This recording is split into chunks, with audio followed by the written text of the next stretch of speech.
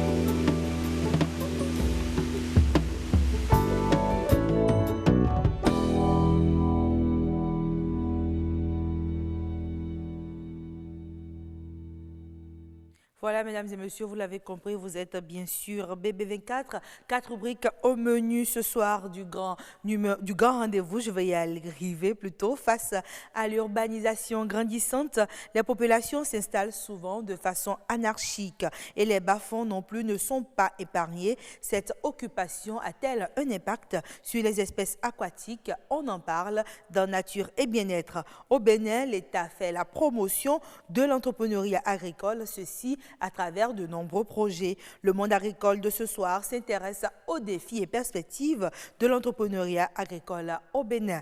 Le droit à l'éducation est un droit pour tous, mais l'est-il vraiment? Ce soir, on s'appesantit sur le cas des enfants vivant avec un handicap. Arrive-t-il à avoir accès à l'éducation? Une consultante en droit des personnes handicapées sera sur le plateau d'Autant Savoir pour en discuter. La rubrique Expert de ce soir s'intéresse à la force de vente des entreprises. Ces dernières n'ont pas toujours la bonne méthode pour l'externaliser. Nous allons recevoir un chef d'entreprise sur ce plateau pour partager avec nous ses astuces.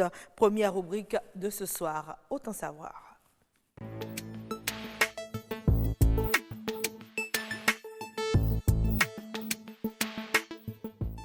Voilà, comme annoncé tantôt, Autant Savoir s'intéresse aux enfants en situation de handicap. Mais avant de recevoir notre invité, je nous invite à suivre ce reportage qui nous présente 3 personnes handicapées qui ont justement eu du mal à se rendre à l'école.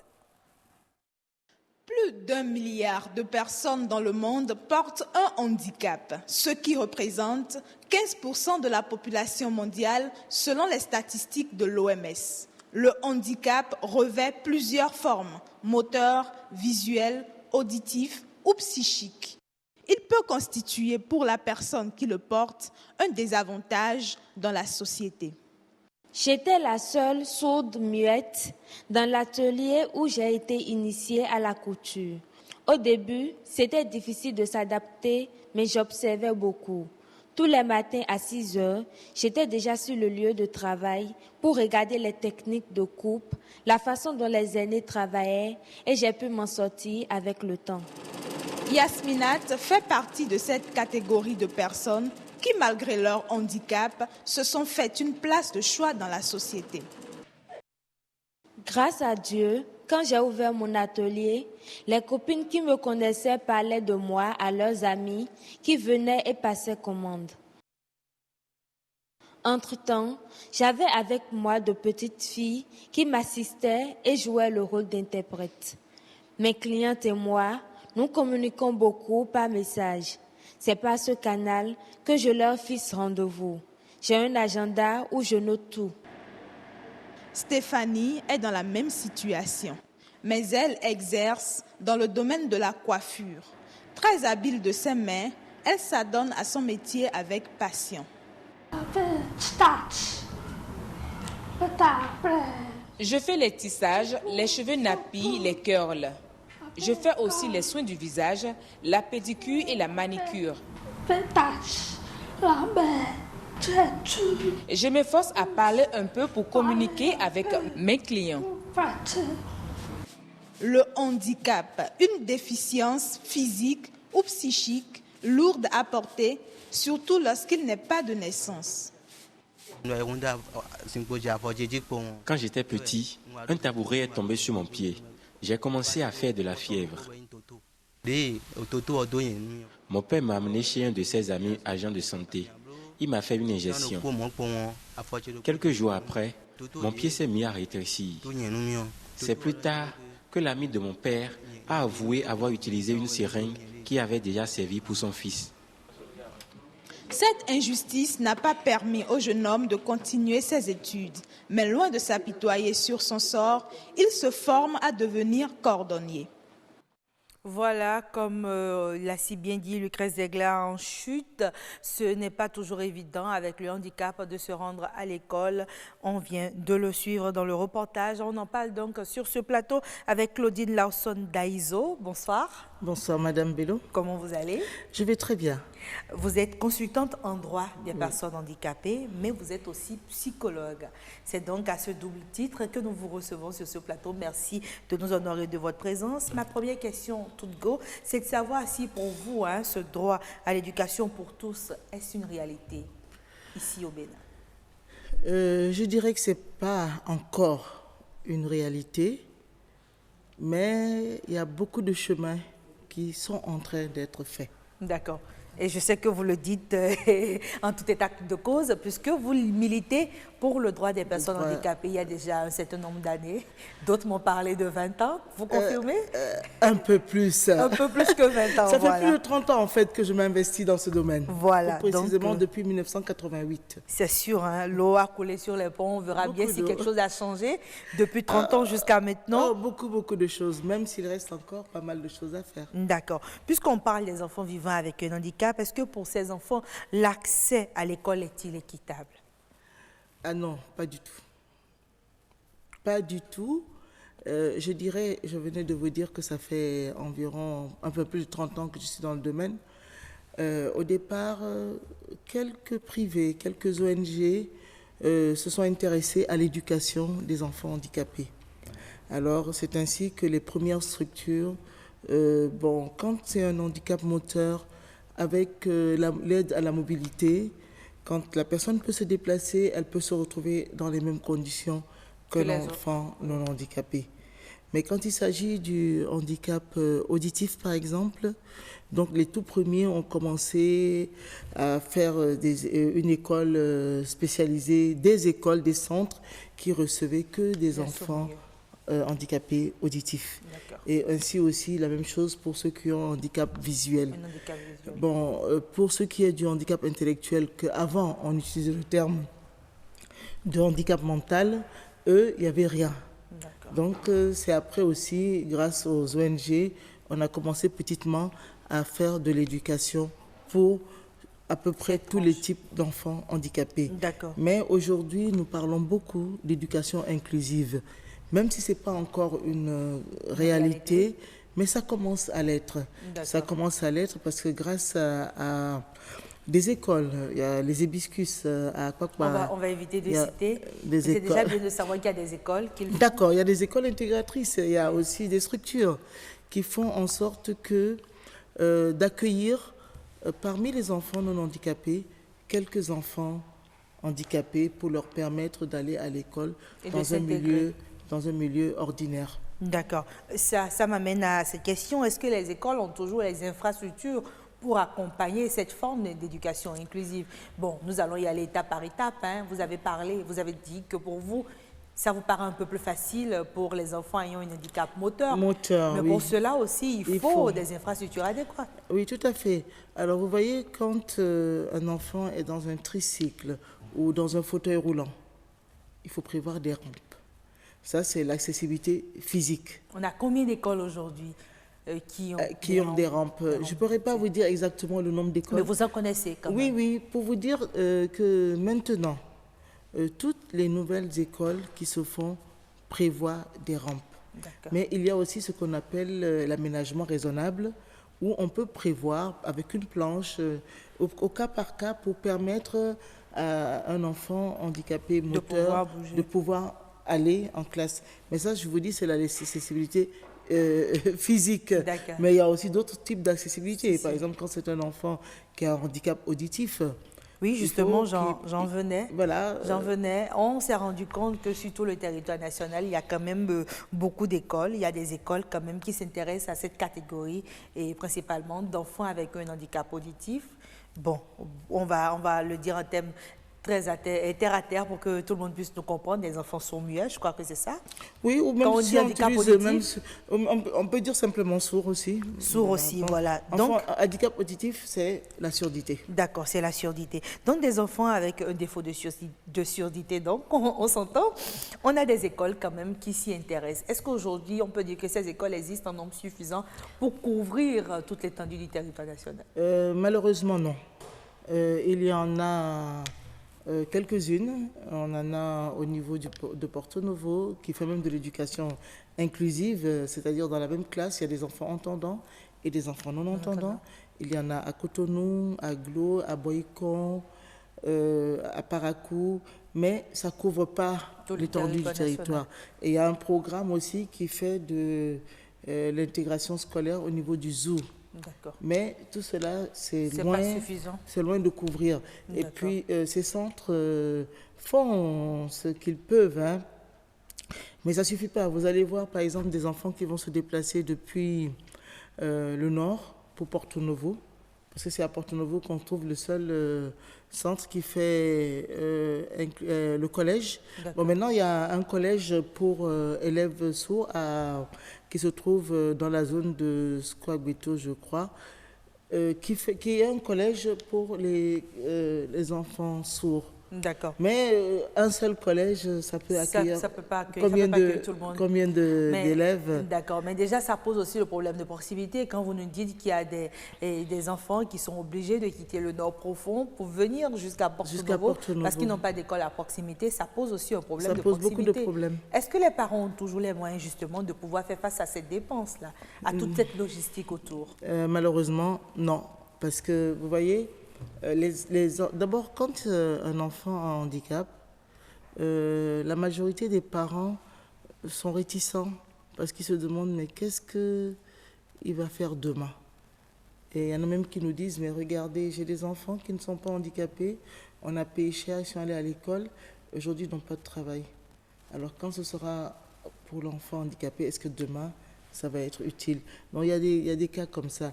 Bon, là, on a parlé de la surdité, c'est-à-dire du handicap auditif, mais il y a aussi le handicap visuel, oui. Où je sais qu'à Cotonou, il y a un centre et ils font l'inclusion scolaire à partir du secondaire avec le CEG.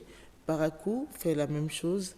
Maintenant, les autres centres, c'est surtout, ils ne sont pas assez nombreux pour couvrir, mais c'est surtout au niveau primaire encore. Et après, pour le collège, quand ils peuvent se rendre dans ces structures. Il y en a quelques-uns aussi à l'université qui malheureusement triment, parce que rien n'est fait pour qu'ils puissent réellement s'épanouir dans ce milieu où il y a déjà beaucoup d'étudiants. Et quand ils sont là, c'est pas évident. D'accord. Si vous permettez, Madame Daïso, on va un peu plus rester sur les enfants. Moi, ce qui m'intéresse au niveau du handicap visuel, c'est que justement, il y a un problème d'infrastructure. Les parents doivent avoir un matériel adapté, adéquat, pour que les enfants puissent apprendre le braille, parce que je suppose que c'est le seul langage, c'est la seule façon de pouvoir leur enseigner, ou bien il y a d'autres méthodes alternatives? Aujourd'hui, bon, le braille, c'est la base. Si. Et c'est souvent dans un centre, dans une école, qu'ils apprennent le braille. Oui. Et c'est assez simple, il faut une tablette et puis un poinçon pour pouvoir écrire. Mais aujourd'hui, c'est plus développé. Avec l'ordinateur, vous avez un logiciel qui permet, qui vous dit, vous mettez le casque et ça vous dit tout. D'accord. Et vous aussi, vous pouvez travailler. Au fur et à mesure. Voilà. Donc, c'est assez développé. Il faut le braille.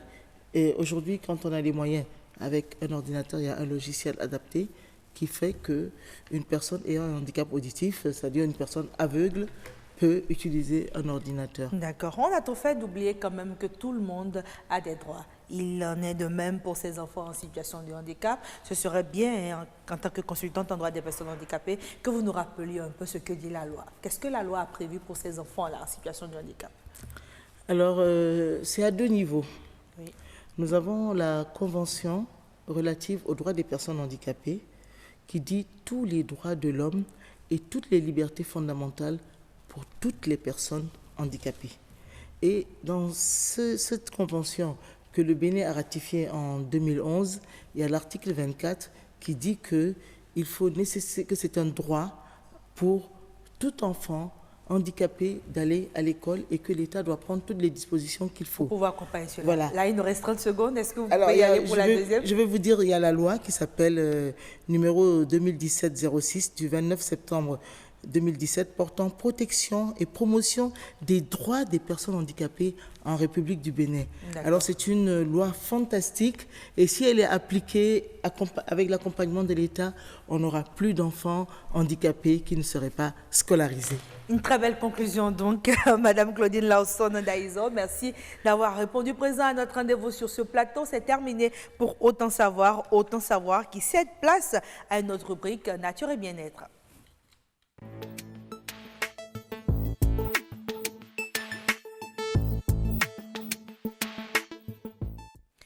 Voilà, ce soir, Cécile Rondé est avec nous. Elle est son invitée. Il s'agit de Gildas Didorokman. Il est hydro-environnementaliste. On s'intéresse à l'installation dans les bas-fonds, mais avant, on suit ce reportage. Voilà le visage que présentent certains quartiers de la ville de Cotonou. Un tour à Kokbato, Filleyon, Vossa et Agla. Le spectacle est désolant. Les populations ont pris d'assaut les bas-fonds considérés comme des exutoires naturels de l'eau. On vit ici parce que c'est ici que les parents ont acheté. On ne peut rien faire, il n'y a pas les moyens pour vivre en ville. Louer en ville maintenant, il y a les problèmes de salaire. Si tu n'as pas, il y a aussi le chômage qui fait que les gens vivent ici. Ouais. Quand il pleut, l'eau inonde tout le quartier. Tout ça fait partie de la pollution. Les installations anarchiques, ça a pris d'abord du cran parce que d'abord il y a eu cet afflux des gens vers un développement qui n'est pas très équilibré. Tout le monde vient vivre, on n'a pas prévu là où les gens vont vivre.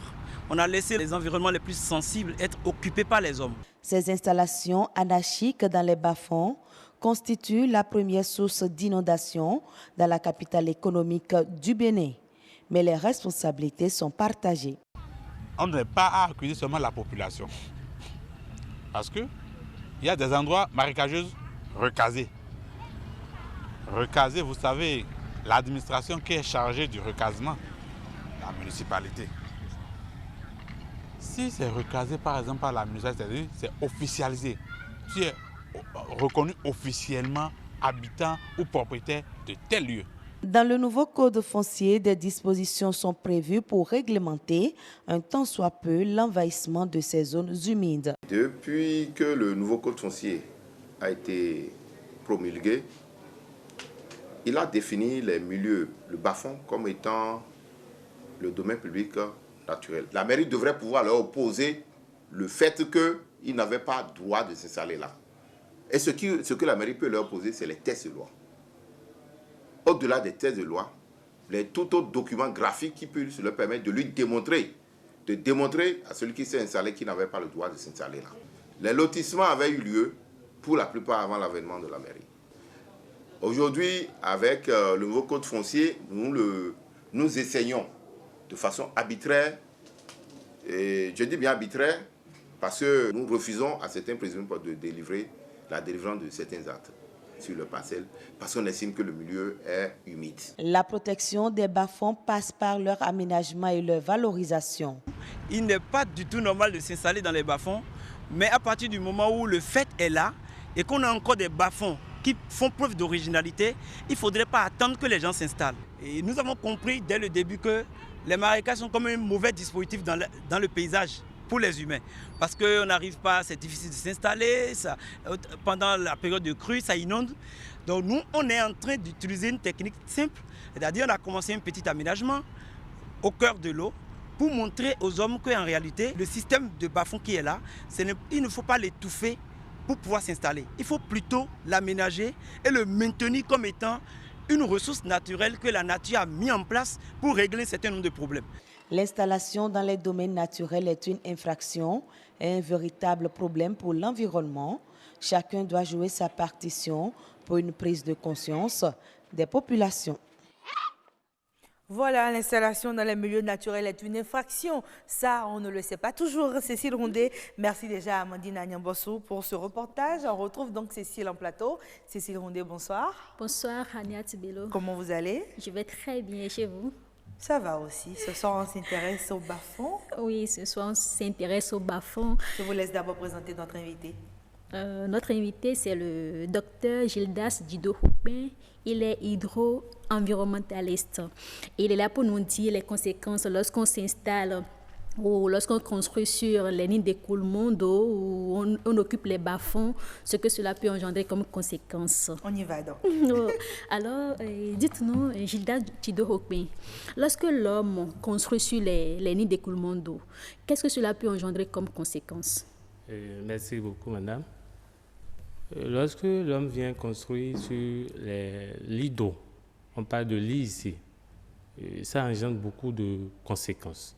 Les conséquences sont de plusieurs ordres. Nous avons des conséquences directes et des conséquences indirectes. Au nom des conséquences directes, nous pouvons parler de ce que nous vivons tous aujourd'hui à Cotonou. Je veux parler de l'inondation.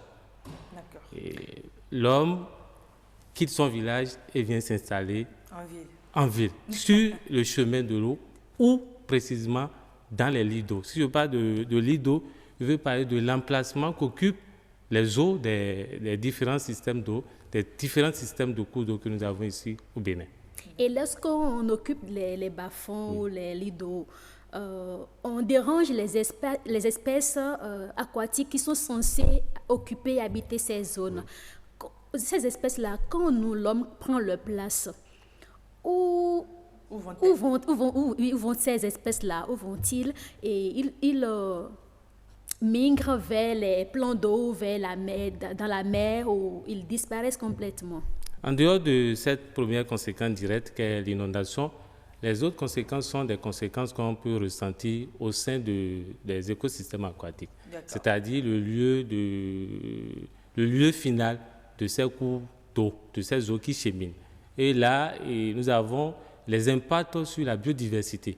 Quand je parle de la biodiversité, je veux parler de l'ensemble des êtres vivants qu'on retrouve dans ces écosystèmes. Cette biodiversité, elle est carrément, en ce moment, elle est détruite. Totalement? Totalement, parce que si je dis totalement... Vous avez des preuves, parce qu'il y a des espèces dont vous avez connaissance qui ont disparu du tout et totalement et qu'on ne voit plus. Il faut noter d'abord que c'est une conséquence à long terme, pas une conséquence qui se sent immédiatement. À long terme, parce que je prends par exemple le peuplement histologique, c'est-à-dire le peuplement de poissons dont vous parlez, qui constitue aujourd'hui une première source de protéines pour la population béninoise. Il y a certaines espèces de poissons qui exigent par exemple une quantité minimale d'eau pour se reproduire. Et s'il n'y a pas cette quantité d'eau, c'est dit que cette espèce ne peut pas se reproduire. Si elle ne se reproduit pas, à la longue, elle va disparaître. Il y a d'autres espèces de poissons, par exemple, qui exigent un fort taux d'oxygène. Et ce fort taux d'oxygène est lié à la dynamique de l'eau. Et s'il n'y a pas cette dynamique de l'eau, ce mouvement de l'eau, ce cheminement normal de l'eau, c'est dit qu'il n'y a pas ce taux d'oxygène. Et les espèces qui vont par conséquent exiger ce fort taux d'oxygène vont par la suite migrer si les conditions sont remplies. Si les conditions ne sont pas remplies, c'est dit que ces espèces peuvent par la suite disparaître également du milieu. Voilà. Alors, on dit que Cotonou ne devrait pas être occupé par nous les hommes, que c'est un milieu réservé pour les activités liées au maraîchage et autres, la pêche. Est-ce que vous avez une idée de cette information? Dire que Cotonou ne devait pas exister, c'est trop parler. Non, pas exister. Oui. Nous ne devons pas occuper, nous venir quitter les villages pour, oui, comme on le constate actuellement, venir s'installer, construire, habiter à Cotonou. Non, on devait faire de Cotonou une zone des activités liées à la pêche, l'agriculture, toute activité de maraîchage, par exemple. Pas tout Cotonou. Je prends le cas d'un quartier qu'on appelle aujourd'hui Agla, qui est presque inondé à tout moment, quelle que soit la saison. voilà, par exemple, un quartier qu'on ne devait pas habiter. Il y a des quartiers qu'on pouvait habiter et des quartiers qu'on devait habiter si on tenait compte d'un plan qu'on appelle le plan d'aménagement du territoire. Malheureusement, ce plan, s'il existe au Bénin, il est peut-être mal conçu ou bafoué pour plusieurs raisons. Et là, on peut dire que Cotonou va connaître assez d'inondations si ce plan d'aménagement n'est pas respecté. D'accord. Oui. Est-ce que la faute, le plan existe? Oui. Mais je vois, quand on va à Saint-Cécile, par exemple, on constate que les gens essayaient de remblayer les bas-fonds pour construire. Est-ce que la faute, c'est la faute aux décideurs ou c'est la faute aux populations elles-mêmes? Quel est votre regard? Est-ce qu'on peut encore corriger les choses, travailler, sensibiliser et libérer les espaces, les zones humides pour permettre à ces espèces d'habiter, de nous nourrir? On peut corriger. On peut corriger, mais corriger en détruisant beaucoup. Et je me rappelle, il n'y a pas longtemps, ce que nous avons vécu sur le pont de Djonou, à Godomé. Il a fallu que les autorités prennent des dispositions pour déguerpir les installations qui ont été faites et en un temps record, nous avons eu satisfaction. Donc c'est pour dire que si on pouvait revenir à ces plans d'aménagement, on peut quand même libérer un peu Cotonou de cette inondation que nous vivons aujourd'hui. D'accord. Mais Cécile Rondier, si vous permettez, j'aimerais qu'on revienne aux espèces aquatiques. Oui. Qu'on le veuille ou pas, l'homme s'est déjà installé au niveau des endroits où il ne devrait pas. Est-ce qu'aujourd'hui, il y a moyen de pouvoir peut-être récupérer ou sauver ces espèces, trouver une formule quand même pour qu'on ne les perde pas, pour que la biodiversité ne ressente pas trop l'impact? En tant qu'écologiste, quand nous soulevons ces problèmes, nous avons souvent ce qu'on appelle les apports de solutions. D'accord. Pas des solutions. Des apports de solutions pour permettre aux générations à venir de savoir quand même toucher à la nature, à l'environnement. Il serait compliqué de restaurer tout ce que nous avons déjà perdu, mais on peut quand même sauvegarder le peu qui nous reste. Et ce peu, c'est mettre à disposition des générations à venir, de la génération présente d'abord, des générations à venir, des plans d'aménagement qu'il faut respecter. D'accord. Alors nous disposons la nouvelle loi sur la nouvelle loi sur le cadre sur l'aménagement du territoire a été adoptée en mai 2016. Et jusque-là, on constate que les gens sont encore... Rien ne bouge. Que prévoit cette nouvelle loi? Que dit la nouvelle loi? Nous allons rappeler cela. Ceux qui ont occupé, ceux qui sont déjà installés sur ces milieux-là, pour qu'ils savent que d'ici à là, on peut les demander de quitter parce qu'on a besoin de ces espèces-là pour pouvoir... Donc, Cécile, on peut y aller. Ce sera le mot de fin. Gildas Djido Houpin, qu'est-ce qu'il faut faire aujourd'hui? La loi est là. Oui. Qu'est-ce qu'il faut dire aux populations? La loi est là. Et en février passé, le ministre qui est en charge du ministère a installé les conseils. Oui, en février passé. Voilà, installé les conseils. Et nous attendons impatiemment les actions de ce conseil. Et pour mot de fin, je vais faire des doléances, des approches de solutions. À travers les doléances, c'est de demander aux autorités de ce pays d'associer désormais les acteurs des systèmes écologiques, des écosystèmes aquatiques à ces prises de décision. D'accord. C'est important. Vous avez oublié les populations, hein? Bon, nous d'abord. Nous d'abord. Et nous saurons comment aborder la population. Comment leur expliquer. Voilà. Cécile Rondier, vous allez revenir peut-être avec quelqu'un qui vit sur le lit de l'eau. On verra bien quelle est son approche de solution. Jennifer Sativi, j'ai compris. Il est l'heure. On passe à la prochaine rubrique. Il s'agit du monde agricole.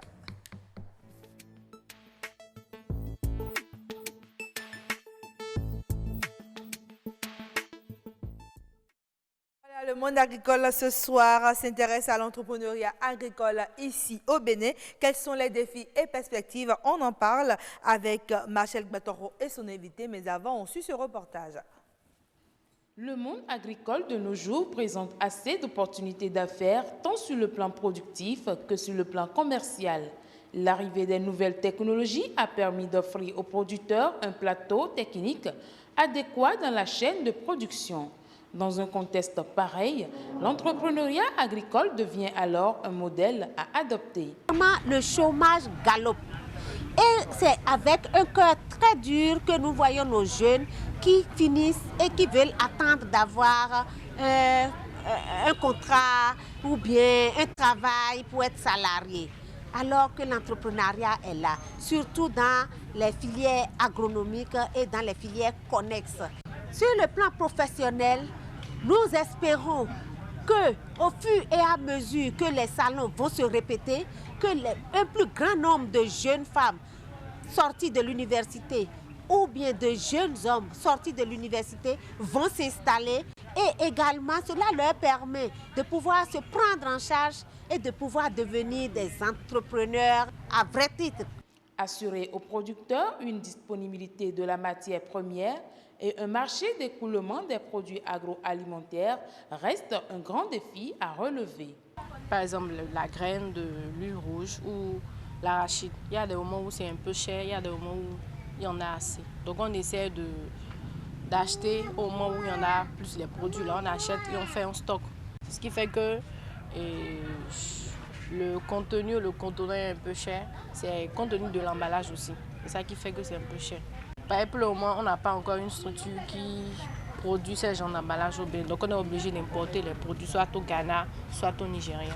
Les inconvénients, c'est au niveau de l'emballage. On n'arrive pas à trouver de bons emballages pour pouvoir vendre les produits. Et ça pèse vraiment sur nous. Toutefois, des sensibilisations doivent encore aller à l'endroit de certains jeunes qui peinent à percer le monde de l'entrepreneuriat agricole au Bénin. Au niveau du public, le ministère de l'Agriculture et tous les autres ministères liés font déjà beaucoup. Mais ça ne prend pas encore parce qu'il y a la mentalité qui ne suit pas. L'avenir du Bénin, de la jeunesse aujourd'hui et du monde, c'est l'entrepreneuriat. Donc je leur conseille vivement d'y penser, de demander l'inspiration divine pour pouvoir commencer par aller dans ce sens. Aujourd'hui, avec l'agroalimentaire, j'arrive à m'en sortir. L'entrepreneuriat agricole est un ensemble de valeurs qui s'acquièrent.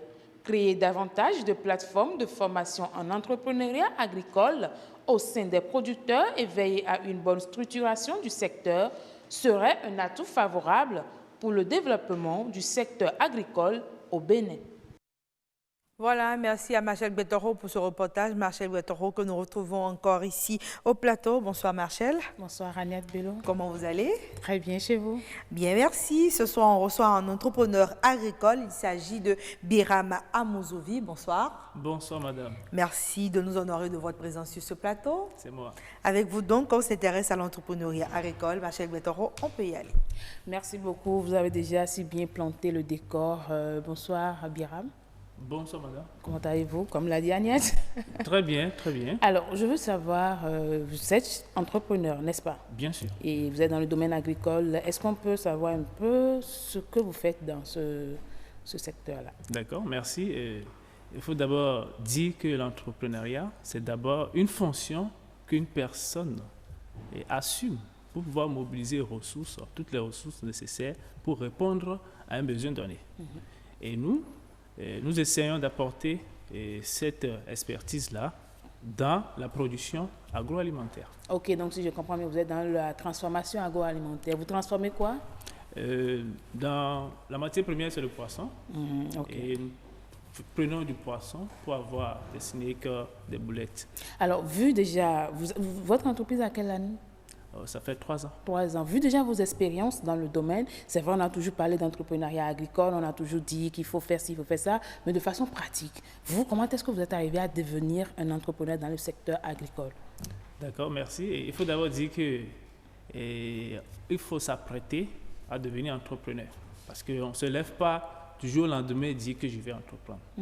A priori, il faut dire que les gens pensent qu'il faut être niveau master, niveau licence, pour dire qu'ils vont devenir entrepreneurs. Sinon, en temps normal, il faut partir déjà de... Il faut s'apprêter, non seulement à savoir est-ce que j'ai une compétence à vendre sur le marché ou est-ce que je peux fabriquer un produit tangible que les gens sont prêts à acheter. en ce moment, vous pouvez aller à l'entrepreneuriat. Et comment on y va? Et pour y aller, puisque j'ai dit tantôt, il faut s'apprêter. Alors, si tu ne peux pas t'apprêter seul, alors il faut solliciter alors le concours d'autres personnes qui peuvent t'accompagner à l'entrepreneuriat. Donc, d'un côté, il faut solliciter alors le concours et tu te rapproches maintenant des ministères sectoriels pour avoir les pièces à fournir, les renseignements nécessaires pour t'enregistrer. En quelque sorte, c'est une question d'organisation. Oui. Mais j'ai voulu savoir, vous, comment est-ce que vous êtes arrivé à devenir un transformateur de produits agricoles? Quel a été le parcours que vous avez suivi? On veut aller de façon pratique aujourd'hui. D'accord. Vous savez, dès tout petit, moi, j'aimais déjà le champ. Les vacances, je n'arrêtais pas d'aller au champ, me blesser et tout cela. Mais après l'université, je me rends compte que j'ai toujours ce genre de choses à faire. Et au niveau aujourd'hui, mais il faut d'abord arriver à satisfaire un besoin donné. Mais dire qu'on est entrepreneur, ça ne suffit pas. Mais quel est le besoin et quelle est la solution que vous apportez à un besoin donné? Si vous avez une solution à ça, alors vous pouvez être entrepreneur. Votre solution, c'était de transformer le poisson. Oui, puisqu'on avait identifié qu'en réalité, la difficulté que les gens avaient, c'est soit ceux qui mangeaient le poisson, ils craignaient est-ce que c'est des bonnes conditions dans lesquelles les gens faisaient le fumage, et ainsi de suite. Alors nous, on a dit, il faudrait qu'on sécurise alors ce côté-là et donner vraiment l'envie aux gens de manger. Quelque chose de nouveau. Mais est-ce que ça a été difficile pour vous de partir du statut d'étudiant ou de quelqu'un qu'on a formé pour devenir un entrepreneur? Est-ce que ça a été facile? Non, d'abord, rien n'est facile. Il faut d'abord fuir les choses faciles. Et j'ai d'abord fait l'expérience en tant que salarié. Et 2 ans, 3 ans après, je me suis rendu compte que je n'étais pas vraiment en moi-même. Et avec les ambitions, les rêves que j'ai dit non, en étant salarié, je ne pourrais pas. Il faudrait alors que je fasse d'autres activités supplémentaires. Et j'ai fait la rencontre d'un partenaire et qui épousait en même temps, disons, la vision que j'avais. Et nous nous sommes mis ensemble, on a travaillé sur le développement de cette idée-là. Mais dans cette union, c'est sûr que vous avez fait face à plusieurs défis. Est-ce que vous pouvez nous énumérer quelques défis qu'un entrepreneur, surtout dans le secteur agricole, rencontre quand il a l'idée d'entreprendre? Merci beaucoup, parce que défis, il y en a. Le premier, par exemple, en matière de... Je prends d'abord les défis au plan de l'entrepreneuriat. C'est défi sur l'éducation et la formation. Parce qu'en ce moment, si vous n'êtes pas prêt dans la tête, vous n'êtes pas formaté pour ça, vous allez faire chaos. Donc, il faut d'abord s'armer davantage avant d'aller. Donc, le second défi, surtout dans l'agriculture, c'est ceux qui sont dans la transformation, c'est plutôt la matière première. Il faut s'assurer que la matière première que nous allons utiliser est vraiment disponible en quantité et en qualité. Sinon, est-ce que vous avez la possibilité de produire vous-même? Et est-ce que ça a été votre cas? Vous avez eu des défis dans ce sens-là? Oui, parce que la matière première qu'on recherchait n'était pas aussi disponible comme ça. Il faut aller dans les contrées et aller vers la mer, vers les gens qui pêchent le poisson, ainsi de suite, avant d'avoir la matière première nécessaire. Si vous permettez, Machel Guettoro, moi, ma question, c'est de savoir, puisque l'entrepreneuriat agricole, ce n'est pas que la transformation agricole, ce n'est pas que la transformation de poissons, est-ce que de façon générale, vous avez l'impression qu'il y a d'autres défis qui sont importants et qui sont urgents dans le secteur? Oui. Parlez-nous un peu. C'est la mobilisation de ressources, par exemple. C'est un défi très capital. D'accord. Et ça, tout le monde se retrouve avec le problème de mobilisation. Oui. Est-ce que c'est un problème de garantie au niveau des banques? Est-ce que le manque d'accompagnement des structures bancaires ou peut-être des microfinances? Dites-nous un peu. Oui. Et vous savez, quand je dis défi de mobilisation de ressources, tout le monde en parle. D'accord. Mais en tant que jeune porteur, vous n'avez presque rien. Vous avez juste votre diplôme. Aucune institution ne peut acheter le diplôme, vous donnez l'argent. Et vous avez dit que vous voulez de financement et on va vous donner. Vous ne pouvez pas. Oui, justement, en ce moment, vous êtes en train de nous raconter un peu votre expérience, puisque ça parle aussi justement de ces défis. Oui. Dites-nous comment est-ce que vous avez fait face à ces défis-là? Voilà. Nous, par exemple, pour ne pas rester sur une seule activité, puisque quoi? L'activité là, il faut aller chercher la matière première et transformer. C'est des ressources. Alors, on avait d'autres compétences à faire valoir sur le marché. Okay. On a organisé des formations, avoir d'autres activités pour que les gens puissent payer ça. Ces ressources vont nous permettre maintenant de financer la production. Ok, d'accord. En dehors de des défis que vous venez de relever, c'est-à-dire sur le plan de ressources matérielles, financières et humaines. L'éducation, oui. Quelles sont les autres difficultés quand on laisse le côté ressources, quand on vient sur le marché, par exemple, de commercialisation ou de consommation, quelles sont les autres difficultés? Puisque quand vous entreprenez, c'est pour que quand même vous arrivez à écouler vos produits ou bien vous arrivez à vendre votre service pour bénéficier, pour faire des bénéfices, je vais dire. Comment est-ce que ça se passe à ce niveau? Le grand défi aussi, c'est d'arriver à étendre, d'accord, le produit sur les marchés. Parce que tous les produits ne sont pas en même temps acceptés. Et non seulement vous êtes confronté à la concurrence aussi, mais à dire, sur ce marché, nous ne sommes pas présents. Comment faire alors pour être présent sur ce marché-là? Et l'État demande des exigences, vous êtes obligé de répondre aux exigences non seulement des partenaires, et aussi d'être beaucoup plus crédible. D'accord. Je pense que c'est aussi le lieu de rappeler toutes ces structures-là qui essaient quand même d'accompagner l'entrepreneuriat agricole. Nous avons beaucoup de projets qui militent pour cela. Nous avons beaucoup de financement même au niveau de certaines structures sous tutelle des différents ministères. Est-ce que pour vous, toutes ces actions sont suffisantes pour pouvoir faire face à ces défis-là? Non, ce n'est pas encore suffisant puisqu'il y a encore à faire, on n'a encore rien fait. Ce qu'il faut maintenant que nous demandons, c'est plutôt qu'il renforce, c'est beaucoup plus les systèmes de suivi là, puisqu'il y a parfois le financement qui est donné, mais en dessous, les gens font autre chose avec. Donc, il faut renforcer. Je crois que là, vous touchez le nœud du problème parce qu'effectivement, il y a même eu des programmes qui ne sont pas allés à cause d'exécution à cause de ça, parce que des jeunes ont pris les sous et ils les ont dilapidés. Ils ont fait autre chose avec. Donc, il faudrait que le système renforce le contrôle. Là. Un encadrement alors bien précis. Oui, ce que moi je veux savoir, nous allons partir toujours de votre expérience. Vous avez eu des difficultés, mais quand même, vous avez pu réussir, n'est-ce pas? Alors, dites-nous, comment est-ce que vous avez pu aborder justement ces difficultés? Quelles sont les suggestions ou les approches de solutions que vous avez eu à porter de main pour quand même réussir? Oui, les premières difficultés, c'est d'abord réussir à vendre le produit. C'est vrai, vous pouvez avoir le plus beau produit qui soit, est-ce que c'est le moment de savoir est-ce que la personne est prête à acheter pour ça? Donc, on travaille pour ça. Et secondo, est-ce que le marché est aussi grand pour que votre production puisse aller plus vite? Donc, on travaille à ce que pour n'y pas moins de points de distribution. Donc, on élargit les points de distribution de ces produits-là.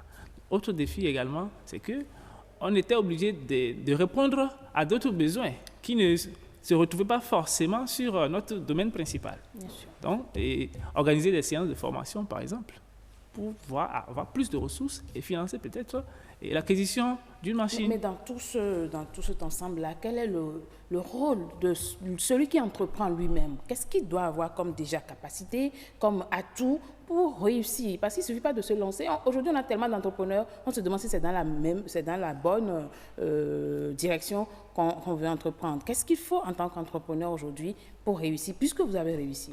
Et il faut dire, nous n'avons pas encore réussi. Nous sommes sur le chemin de la réussite. D'accord. Et d'ici là, vous avez déjà fait un pas. Voir. D'ici là, vous allez voir. Okay. Et nous voudrons que les gens arrêtent de traîner, oser.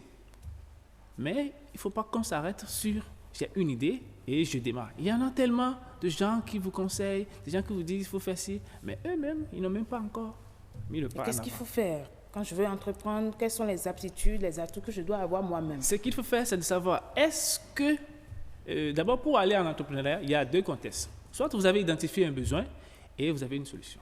Ou vous êtes retrouvé dans une situation où vraiment vous n'avez plus le choix que de faire quelque chose. Donc faire quelque chose aussi, vous pouvez commencer à faire la chose. Si ça marche, alors vous allez pousser maintenant vos ressources et investir dans ça. Et vous êtes venu aussi à l'entrepreneuriat. D'accord. Donc, et l'autre chose, tout à l'heure, vous avez parlé déjà des institutions qui accompagnent l'entrepreneuriat agricole. Très rapidement, qu'est-ce que le pouvoir central peut faire aujourd'hui davantage pour accompagner tous ces jeunes entrepreneurs? Je pense qu'il faut vraiment mieux structurer l'entrepreneuriat au Bénin et à travers l'identification des gens qui sont dans certaines données. Qu'est-ce qu'ils font? Et le gouvernement va voir, par rapport à ceux-là, voici les choses qu'ils font. Quelle enveloppe ou quel budget voté pour accompagner ceux-là, ne serait-ce que constituer une garantie en fait pour que les banques ne disparaissent là, ils n'ont pas de choses à... Merci beaucoup à vous, Biram Amouzovi. Je rappelle que vous êtes entrepreneur agricole et avec vous, nous avons essayé de parler un peu de l'entrepreneuriat agricole, surtout des défis et perspectives à relever. Une seule leçon que moi je retiens ce soir et que j'aimerais partager avec nos amis téléspectateurs, c'est de quand même se faire former avant d'entreprendre et surtout chercher des accompagnements pour faire développer son entreprise. Voilà, moi j'espère quand même que la prochaine fois, on aura le temps de pouvoir revenir sur les études de marché parce qu'après avoir identifié le besoin, il faut encore faire des études de marché pour voir un peu comment est-ce qu'on les met en place. Ce sera peut-être avec encore Biram Amouzovi. En attendant, l'heure du journal a sonné. Amandine Agnambossou nous attend justement du côté de la rédaction. On la rejoint.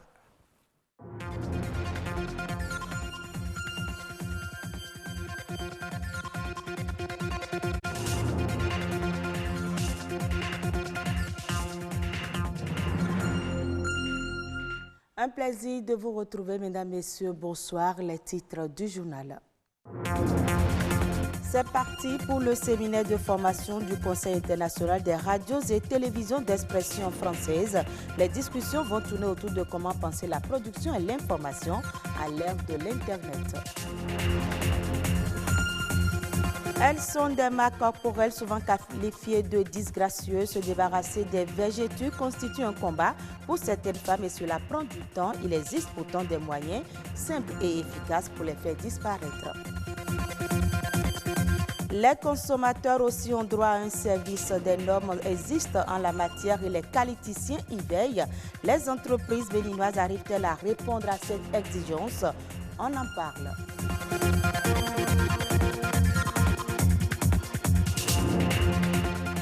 Offrir un cadre de travail, de discussion et de réflexion autour d'un thème d'actualité dans les pays d'expression française, c'est l'objectif du CEFOR, le séminaire de formation du Conseil international des radios et télévisions d'expression française CITEF, jette son encre au Bénin pour la 3e fois. Acteurs et professionnels de l'audiovisuel sont depuis ce lundi à la 24e édition qui a pour thème d'échange comment penser la production et l'information pour les médias et télévisions publiques à l'ère de l'Internet. Reportage, Rodrigue Babagbeto. Elle fait désormais partie intégrante du quotidien et est amenée à se développer et s'intensifier dans les prochaines années.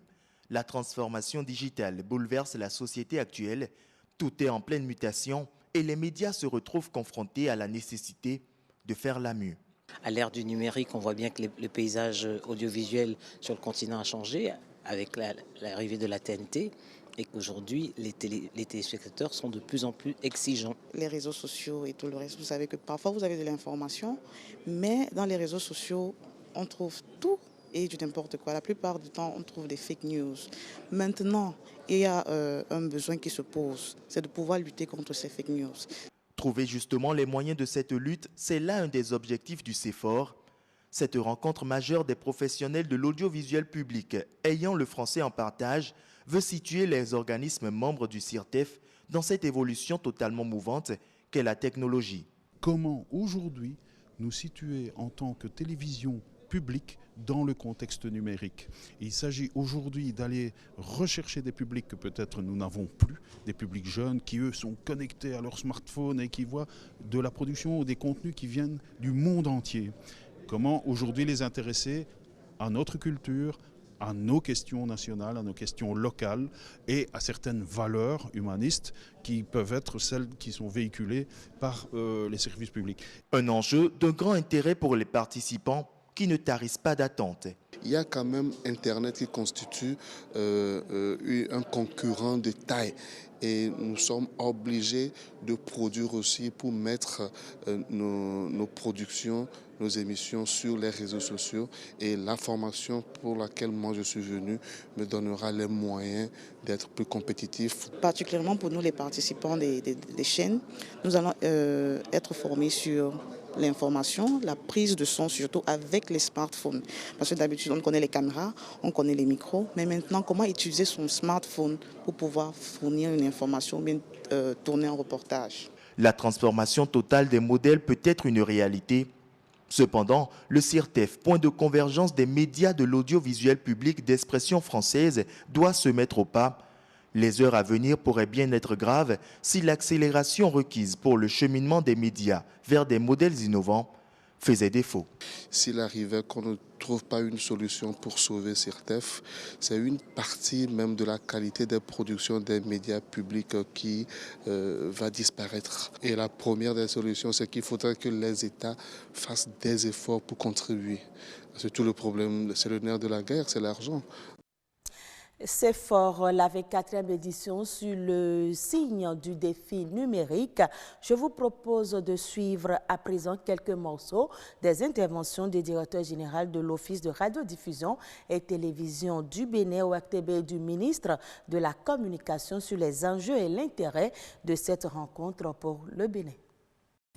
Je voudrais m'acquitter d'un devoir, celui de remercier et de rendre hommage au chef de l'État, le président de la République, M. Patrice Talon, et son gouvernement, pour avoir autorisé l'organisation du présent séminaire de formation et donné à l'ORTB les ressources nécessaires pour la tenue effective de la présente rencontre. Des interventions des spécialistes invités, parmi lesquels figurent d'éminents journalistes béninois, prendront part à cet atelier stratégique et des formateurs qualifiés choisis par le CIRTEF partageront leurs expériences avec les techniciens de l'audiovisuel, dont des agents de l'Office de radiodiffusion et télévision du Bénin. C'est vous dire combien ce séminaire représente un enjeu capital pour l'ORTB et pour le Bénin. Mesdames et messieurs les directeurs généraux, chers invités, mon pays accorde un intérêt particulier à votre réunion de réflexion sur le futur du CIRTEF qui représente pour le Bénin un précieux outil d'appui technique aux télévisions du Sud à sauvegarder à tout prix. Dans sa vision pour une presse libre et de qualité, le président de la République, M. Patrice Talon, et son gouvernement sont prêts à accompagner tous les efforts du CIRTEF dans sa quête d'un meilleur devenir. La rencontre de Cotonou devra donc être un nouveau départ pour le CIRTEF. Et je l'annonçais dans les titres, on les associe le plus souvent à la grossesse, mais les vergetures touchent en réalité une majorité de femmes. Ce sont des lésions cutanées profondes qui apparaissent suite à une rupture des fibres élastiques et collagènes. Il est particulièrement difficile d'agir sur des vergetures installées, mais des astuces existent selon le dermatologue Franck Yedomon. Il donne plus de précision au micro de François d'Assise à Mansiwa. Les vergetures, c'est des troubles trophiques de la peau, qui entraînent des fractures au niveau du derme. Vous avez l'individu qui, à cause d'une forte prise de poids, ou bien donc alors d'une maigreur relative qui est rapide, va développer donc alors des fractures au niveau donc alors de l'étirement de la peau. Ces fractures sont les vergetures. Les vergetures ne sont pas une maladie à risque de donner des complications. La seule complication, c'est le caractère esthétique. Ensuite, il y a un phénomène important aussi qu'il faut dire, c'est l'utilisation de produits éclaircissants. Vous avez des crèmes, des produits qui sont vendus dans les pharmacies, dans les marchés, dans les boutiques, en général, qui peuvent contenir des corticoïdes. Et donc, vous allez voir que les femmes qui se dépigmentent, même qui sont minces, qui n'ont aucune prise de poids, qui n'ont aucun facteur, cette dépigmentation, donc alors, en créant l'atrophie cutanée, peut multiplier les vergetures. Il y a 3 types de traitements. Il y a d'abord des crèmes qui sont proposées à base d'oxacéprol qui sont utilisées et qui ne donnent pas de bons résultats. Vous avez 20% donc d'amélioration, donc ce qui est faible. Et ensuite, vous avez deux autres traitements qui marchent beaucoup plus, qui peuvent vous donner des résultats jusqu'à 80% si la vergeture est jeune. Donc, c'est la mésothérapie qui consiste à injecter donc, à l'aide d'un appareil de l'acide hyaluronique au niveau donc, des vergetures. Donc, en plus 5, 6, 7 séances, vous pouvez avoir une amélioration jusqu'à 80%. Et vous avez ensuite une deuxième technique qu'on appelle la carboxythérapie, qui est utilisé, qui consiste à injecter en général du monoxyde de carbone dans le derme. Et donc, quand vous le faites comme ça, tout le derme donc, se remet donc alors en fonctionnement et produit donc de l'oxygène qui est très bien pour la production des fibres collagènes qui viennent combler cela. Parlons maintenant de la qualité des services. Les consommateurs ont droit à un service de qualité. Il existe des normes qui permettent aux qualiticiens de déterminer la capacité des fournisseurs à répondre aux besoins des usagers. Les clients sont désormais à l'affût de la qualité de ces services. Les entreprises béninoises répondent-elles à ces nouvelles exigences? Quelle serait donc la conséquence de la non-qualité de service sur l'entreprise? La réponse dans ce reportage. L'accueil, ce n'est pas ça. On te laisse, il y a des gens qui parlent plus même le portable, ils te laissent, ces gens, ils t'ignorent quoi, c'est comme tu n'existes pas. Des consommateurs de plus en plus exigeants. Voilà la réalité à prendre en compte aujourd'hui par les entreprises dans la fourniture des biens et services. La qualité des services devient alors un défi à relever à tout prix. Elle est désignée comme la capacité du fournisseur à répondre aux besoins et aux exigences du client. Quand elle arrive à faire défaut, la réaction du client est loin d'être tendre. Tu peux donner 500 maintenant en vouloir acheter quelque chose de 200, on te dit qu'il n'y a pas monnaie. Donc tu es obligé d'aller chercher toi-même. Ou soit tu abandonnes ce que tu veux acheter sur place.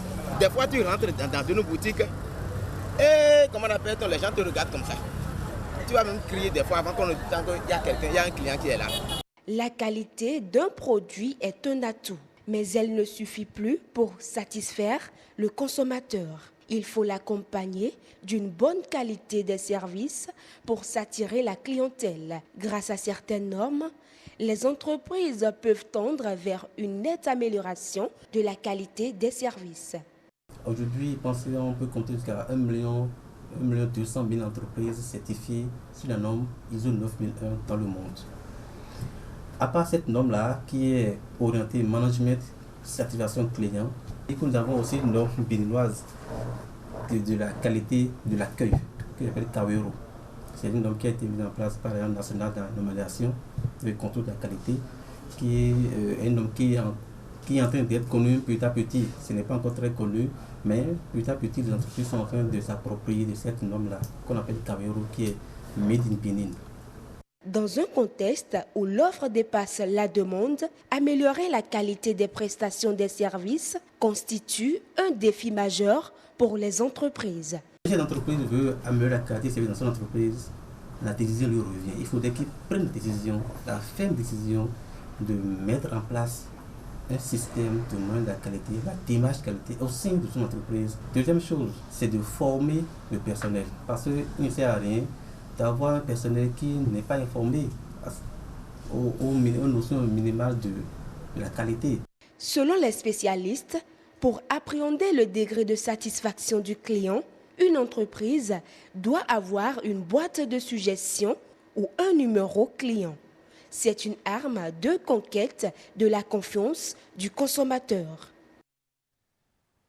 La dette publique des économies frontières d'Afrique s'est davantage détériorée au terme du deuxième trimestre 2019. À fin juin 2019, ce stock représentait en moyenne 54% du produit intérieur brut des 10 économies prises dans ce échantillon. Ce niveau est bien supérieur aux 52,3% d'encours de dette publique PIB qu'on avait à la même période en 2018. Dans ce classement, la Tanzanie et la Côte d'Ivoire font office de bons élèves, mais il faut dire que si les gouvernements des pays frontières d'Afrique sont endettés dans d'autres pays, c'est la dette des ménages qui inquiète. En Tunisie et au Maroc, le ratio dette des ménages sur PIB atteignait respectivement à fin juin 2019 les taux de 36,6% et 23,1% en Côte d'Ivoire. Ce qui inquiète cependant, c'est la dette des entreprises non financières. La production mondiale de café devrait s'inscrire en légère baisse d'environ 0,9% pour la campagne 2019-2020. C'est ce qu'a annoncé l'Organisation internationale du café dans son dernier rapport mensuel sur le marché mondial de la fève. Cette situation est surtout liée à l'année défavorable du cycle végétatif biennal de l'Arabica au Brésil, numéro 1 mondial de l'approvisionnement. La variété devrait ainsi connaître une chute de sa récolte de 2,7% alors que le volume de Robusta est attendu pour s'améliorer de 1,5%. D'après l'Écho, en dépit de la légère baisse attendue, la récolte de la campagne devrait être la seconde la plus importante jamais obtenue durant une année de floraison moins intense. Ainsi se referme ce journal. Mesdames, Messieurs, merci à vous de nous avoir suivis.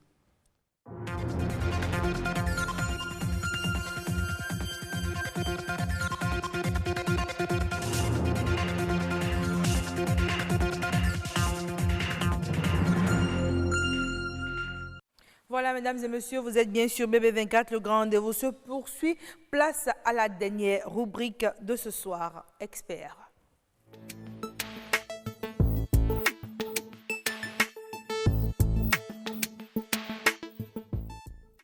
Alors, notre expert ce soir est un chef d'entreprise. Avec lui, nous allons comprendre ce que c'est qu'une force de vente au niveau des entreprises et surtout comment l'externaliser.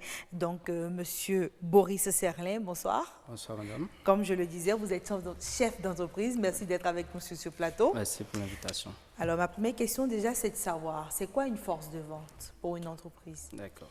La force de vente représente l'ensemble des commerciaux d'une entreprise. C'est si simple que ça. D'accord. Donc, une entreprise qui n'a pas de commerciaux n'a pas une force de vente? Totalement, c'est bien ça. Totalement. Oui. Maintenant, est-ce qu'il y a des entreprises qui n'ont pas de force de vente du tout? Non, pas du tout. Généralement, il faut forcément quelqu'un pour vendre le bien ou le service. Vous comprenez? Donc, nécessairement, ils en ont besoin. D'accord. Maintenant, c'est quoi l'externalisation de la force? D'accord. Externaliser la force de vente consiste à faire appel à des commerciaux indépendants qui sont externes à l'entreprise. Ils ne sont pas salariés de l'entreprise. Ce sont des indépendants, des freelances qui opèrent de façon bien saisonnière et ponctuelle. D'accord, mais donc, justement, eux, c'est quoi leur rôle? Qu'est-ce qu'ils apportent de plus à l'entreprise? D'accord, ils viennent aider les commerciaux en interne. Déjà, pour les soulager de la tâche, ils ne peuvent pas gérer tout seuls non plus. Si vous voulez progresser, si vous voulez gagner beaucoup plus de parts de marché, offrir peut-être de nouveaux produits et autres, vous avez besoin d'externaliser votre force de vente. D'accord. Donc, externaliser une force de vente, il suffit juste de recruter ou d'engager des personnes, des commerciaux à l'externe. Oui, à l'externe, mais ça ne se fait pas aussi facilement. Il faut voir avec des entreprises prestataires, ceux qui sont spécialisés dans ce domaine. Parce que j'ai eu la chance, je vous ai vu tout à l'heure, vous avez accueilli un monsieur, l'entrepreneur agricole, qui disait que le cœur de son métier, c'est la transformation agricole. Ce n'est pas un vendeur.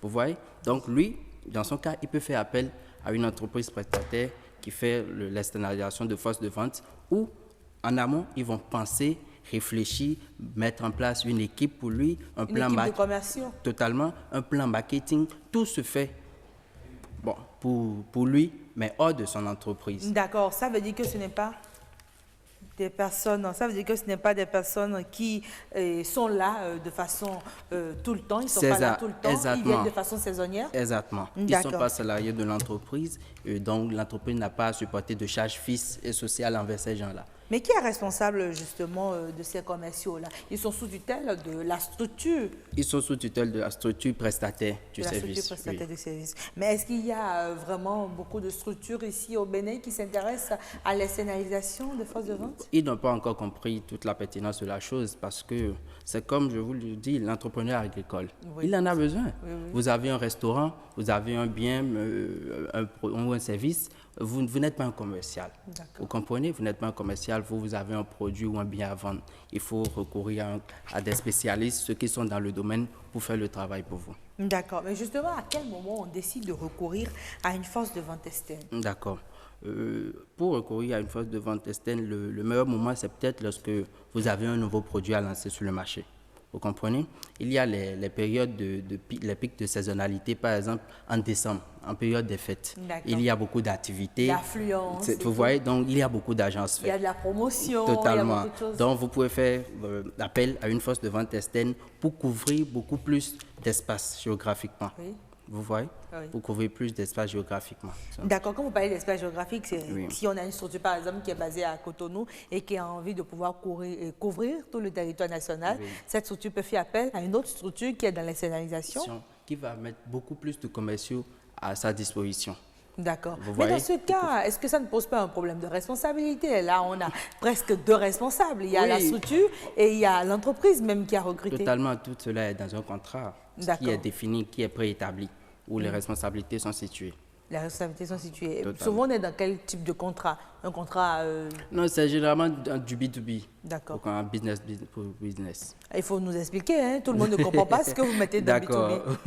Vous voyez, c'est un contrat entre deux entreprises où ils définissent clairement ce qu'il y a lieu d'être dans le contrat, comment ça va se passer, les litiges seront réglés. Et tout est détaillé quand même pour que lorsqu'il y ait des litiges ou des contentieux, qu'il y ait la méthode à employer pour régler ça. D'accord, mais la plupart du temps, je demande, le contenu du contrat, c'est quoi? C'est en fonction des produits que vendent les commerciaux? Totalement. En fonction de quoi? Comment est-ce que le contrat s'établit? Bon, tout dépend du produit ou du service, le bien ou le service. C'est en fonction des différents biens, le contrat sera différent. Ce n'est pas les mêmes coûts, forcément, vous voyez. Ça dépend de l'importance du produit dont on parle aussi. Donc, il y a tout un travail qui se fait en amont entre les deux entreprises, l'entreprise prestataire et l'entreprise cliente, où ils définissent clairement combien seront rémunérés les agents, sur le terrain, pour combien de temps.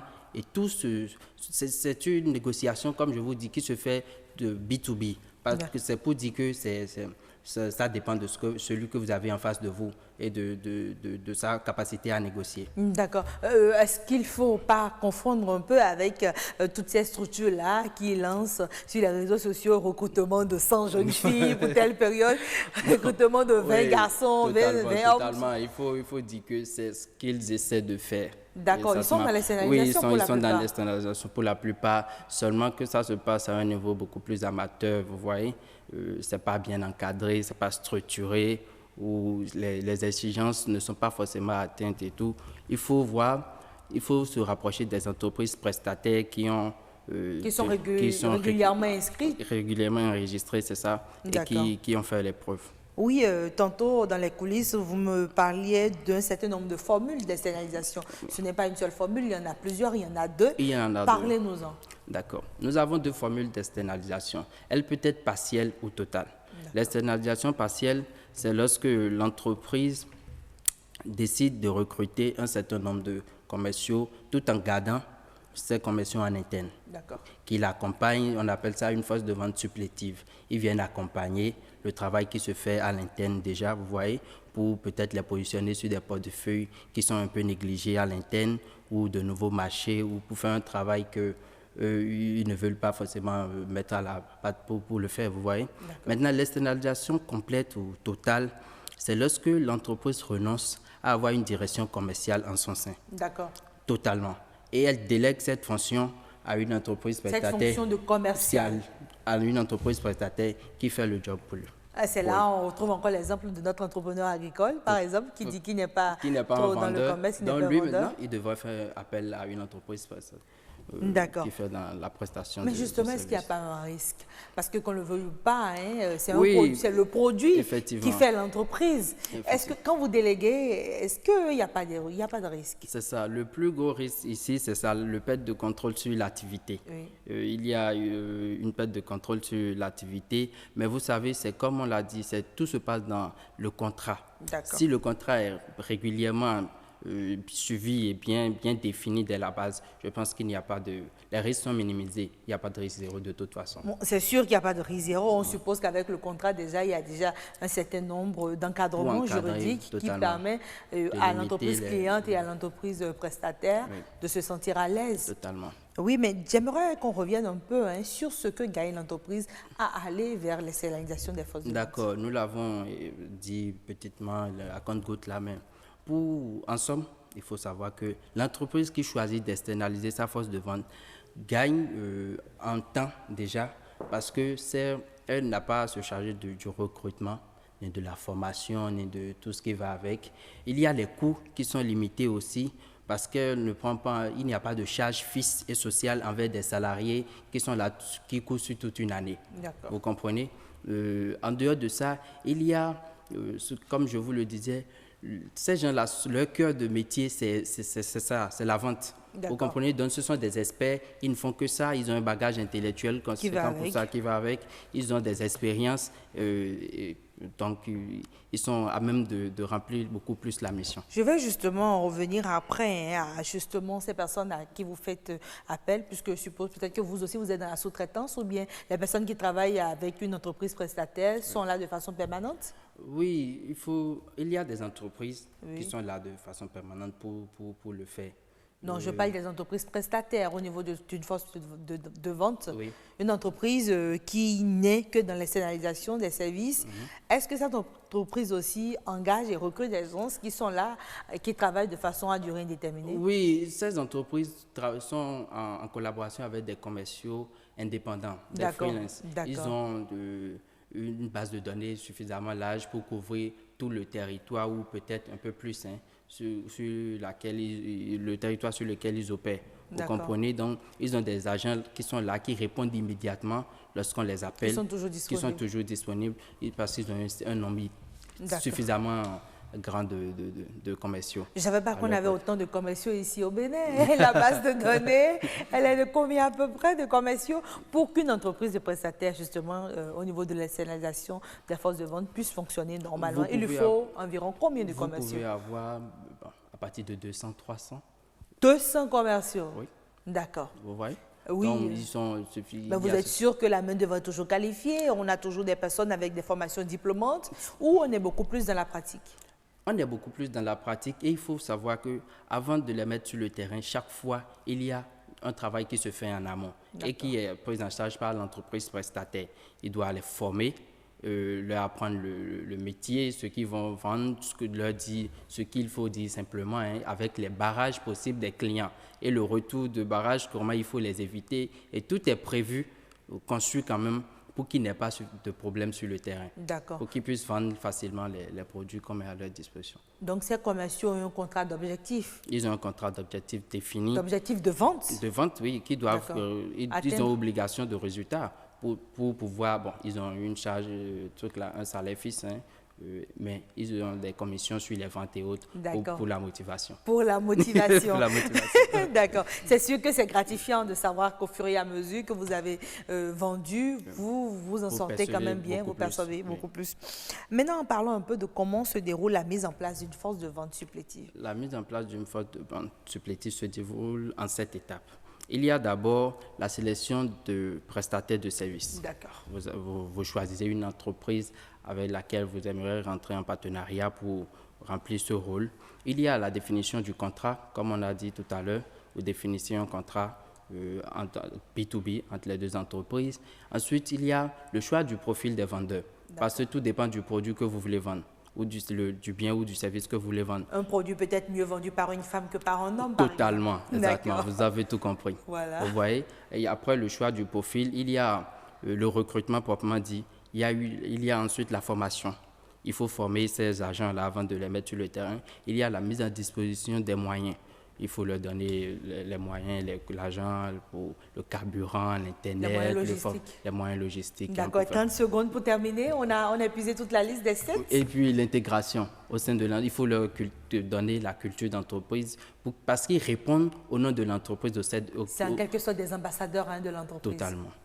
Merci Boris Serlin, vous êtes chef d'entreprise. Avec vous, on s'est intéressé à la force de vente des entreprises, comment l'externaliser. Donc, on s'est rendu compte que c'est toujours important, ça peut être opportun pour une entreprise d'aller vers l'externalisation de la force de vente. C'était donc là le dernier plateau de ce numéro du Grand Rendez-vous, mais ce n'est pas terminé, vous le savez. Nous allons passer à présent à notre instant citation. La citation de ce soir dit ceci: la vie, ce n'est pas d'attendre que les orages passent, c'est d'apprendre à danser sous la pluie. La vie, ce n'est pas d'attendre que les orages passent, c'est d'apprendre à danser sous la pluie. C'est une citation de Sénèque. Merci à vous, mesdames et messieurs. C'était un plaisir d'avoir été en votre compagnie. Je vous retrouve encore demain. D'ici là, portez-vous bien.